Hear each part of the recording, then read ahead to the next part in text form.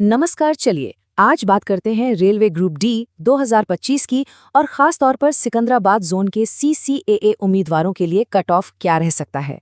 देखते हैं कि इस बार कंपटीशन कितना तगड़ा होने वाला है। तो चलिए सीधे मुद्दे पर आते हैं। स्क्रीन पर ये नंबर देखिए 48।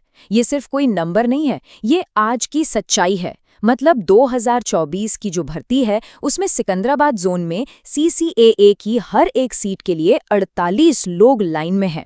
तो सवाल ये है कि आखिर ये मुकाबला इतना कड़ा हो क्यों गया है। इस क्यों का जवाब हमें मिलेगा मौजूदा ग्रुप डी भर्ती के ऑफिशियल आंकड़ों में। चलिए जरा गौर से देखते हैं। अच्छा, तो ये स्लाइड हमें पूरी कहानी बता रही है। सिकंदराबाद में CACA के लिए टोटल सीटें कितनी हैं? सिर्फ 327।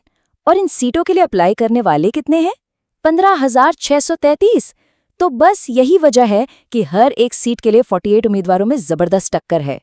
देखिए आगे क्या हो सकता है, इसका अंदाजा लगाने के लिए थोड़ा पीछे मुड़कर देखना जरूरी होता है।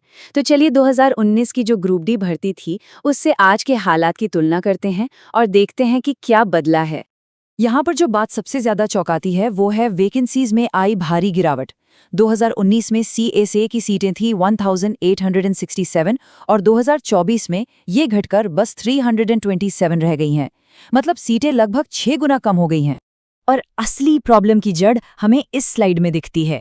हाँ, ये बात सही है कि इस बार आवेदक कम हैं, लेकिन सीटें इतनी ज्यादा कम हो गईं कि कंपटीशन 3 गुना से भी ऊपर चला गया।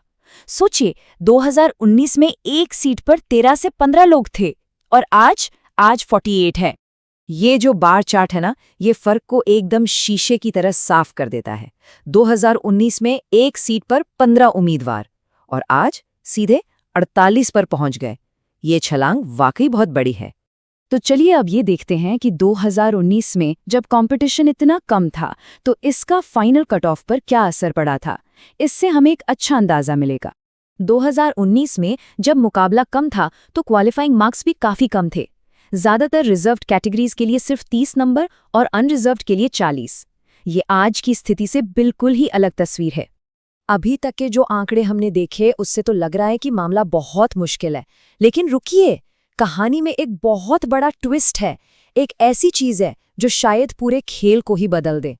और यहीं पर सबसे जरूरी सवाल खड़ा होता है, क्या ये जो 48 का आंकड़ा है ये सच में असली कंपटीशन दिखा रहा है? क्या वो जो 15,000 से ज्यादा आवेदक हैं वो सभी के सभी असली CCAA उम्मीदवार हैं? असल में इस बात की पूरी संभावना है कि ऐसा नहीं है। हो सकता है कि आवेदकों की इस भीड़ में बहुत से ऐसे लोग हों जो असली CAA कैंडिडेट हैं ही नहीं। और अगर ऐसा है तो इसका मतलब ये हुआ कि कंपटीशन का जो आंकड़ा हमें दिख रहा है वो असल से कहीं ज्यादा बढ़ा चढ़ाकर है।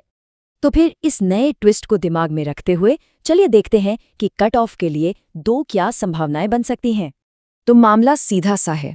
पहली बात, अगर हम मान लें कि 15,633 आवेदकों का आंकड़ा बिल्कुल सही है तो कट ऑफ 62 से 64 नंबर तक जा सकता है।